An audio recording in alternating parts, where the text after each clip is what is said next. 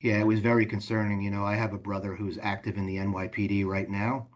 I also have a father and another brother who retired from the NYPD. So I grew up in a police family my whole life. So my heart and my heart was broken when I heard that, and my thoughts and prayers go out to the families of the police officer and obviously the civilians that were also killed as well. So it's very concerning. I think um, the deadliest shooting I think in 25 years in New York City. So it's very concerning to see that happen, and I hope we'll have more security measures put in place if something like this doesn't happen again. I've been hearing from a lot of officers that say no. I mean, yeah, some of the crime statistics are down, um, but we can't you know let that just sit without having responses. I mean, we got to continue to fund the police department. And when you hear rhetoric starting in 2020 and even continuing to today with some political figures, including,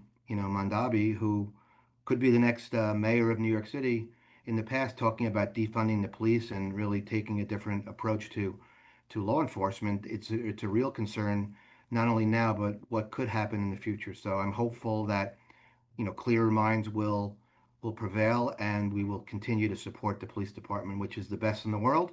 And we need to make sure that we continually support them with financially and all the tools that they need to do their jobs effectively. Well, it could be in chaos. I mean, we even see some of those big issues happening now in the city. Anyone that's gone into the city recently sees a lot of just unsafe situations. You have a lot more homeless that are on the streets. Anyone that walks down the streets, the smell of marijuana is pervasive in the city. So it just makes for a bad impression, especially knowing that New York City is the entertainment capital and hospitality capital of the world. We need tourism to continually come to New York City so that we can get more and more tax revenue, which funds not only the city budget, but it also funds the New York State budget. So we need to have a vibrant city that's safe, that not only feels safe, but it is actually safe because perception is reality. And we need to make sure that whatever we do, we make sure that it's at the highest level possible. A lot of them are worried. I represent, I think, the most Jewish per capita Senate district in New York State. If not the first, it's one or two.